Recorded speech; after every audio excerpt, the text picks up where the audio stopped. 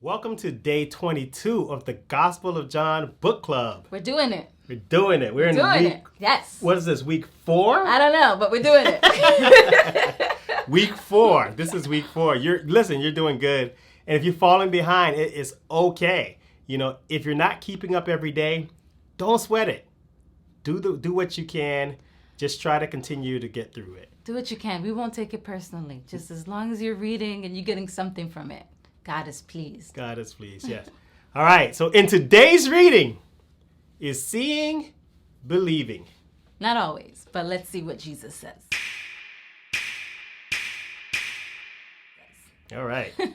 Our reading for today is John chapter 7, verses 25 to 36. Some of the people who lived in Jerusalem started to ask each other, "Isn't this the man they are trying to kill? But here he is speaking in public, and they say nothing to him. Could our leaders possibly believe that he is the Messiah? But how could he be? For we know where this man comes from. When the Messiah comes, he will simply appear. No one will know where he comes from." While Jesus was teaching in the temple, he called out, "Yes, you know me, and you know where I come from. But I'm not here on my own. The one who sent me is true, and you don't know him. But I know him because I come from him, and he sent me to you." Then the leaders tried to arrest him, but no one laid a hand on him because his time had not yet come. Many among the crowds at the temple believed in him. "After all," they said, "would you expect the Messiah to do more miraculous signs than this man has done?" When the Pharisees heard that the crowds were whispering such things, they and the leading priests sent temple guards to arrest Jesus.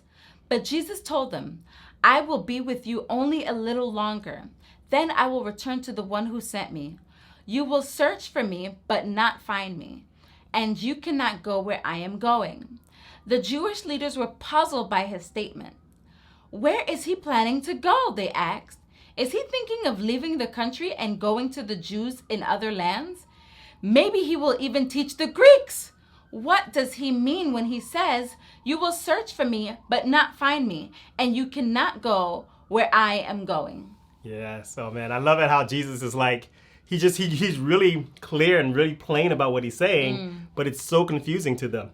And it was all prophesied in the Old Testament, and so he was really just exposing it. They didn't know as much as they thought they knew. Yeah, that's clear. They thought he was just going to appear. I'm like, what? Yeah, because one of the things in Micah chapter 5 verse 2, it talks about he would come from Bethlehem, and we're going to see tomorrow where they talk about, oh well, he's from Galilee, and they really aren't fully grasping it. But in Micah 5:2 it says, "But you, O Bethlehem, Ephrathah, are only a small village among the people of Judah, yet a ruler of Israel, whose origins are in the distant past, will come from you on my behalf." And that was prophesied. That was, an Old Testament prophecy, and they just didn't recognize it. And I think they were more blinded by what they thought the Messiah would be, what they thought Jesus would be like, versus who he revealed himself as. And I think we do the same thing often. I think we have an image of who God is based on how we want God to be. And we kind of let go of what he actually reveals of himself, which is why we're doing this Gospel of John book club. True. We're looking to see, who does Jesus reveal himself to be? Who he really is. Who he really is.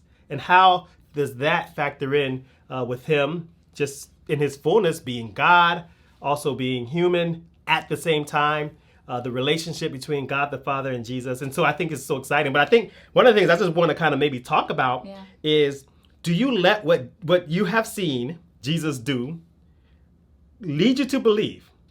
Or do you let what you don't understand about Jesus fill you with doubt? I like that because I want to hone in a little bit on the misunderstanding, right? And I think some of the questions I have for what was happening then, I think is so true now, where were the Jewish leaders responsible for the people's misunderstanding of Jesus? Because they're being taught in some way. So I'm wondering, did the Jewish leaders give up that the Messiah was going to come, or that they didn't understand it, so they just focused on what they did understand in the natural? Or I'm trying to understand, like, why did they think, if the old prophetic words, scriptures are plain, how do the people misunderstand that? So I would think it's on the job of the Jewish leaders, which I think now translates right now for how I've met people who are confused about who Jesus really is, and they have such misunderstandings. I'm like, where'd you hear that? Who told you that? That's not true. Yeah. You know? So I'm just wondering, was there some kind of mix up with the Jewish leaders that they weren't teaching? Yeah, I just think he just didn't meet their expectations. I just think it was as simple as that. It's kind of like they were looking forward to a Messiah. Jesus even talks about how Moses was looking forward to him, and they were, Moses is, as we saw in the previous days, they regarded Moses, very highly, and it's as if there's a gap in what was revealed, what was prophesied, and what was actually seen. What were they expecting? Yeah, I just think that they expected more of a kingly king. Like even here where it says that, oh no, he's just going to appear, And so, they're expecting like smoke. Yeah. Just fill the temple and then Jesus arrived. Yeah, so I think they're as we read, we're seeing, what they thought, and they're just really just exposing just the flaw in their thinking. And I don't think there's anything wrong with how they might have seen it. I think the part that is just kind of really a little bit messed up for them is that they're not allowing their thinking to be renewed. So then I think that takes me back to the second part of my question. I'm sorry, I just jumped it all in there. But like for us now, where we see so many people having misunderstandings of who Jesus is, how do we as the church help that? And how do we as the church, have we heard that? Yeah, I think with the misunderstandings, I think it's so critically important that we take people to the scriptures.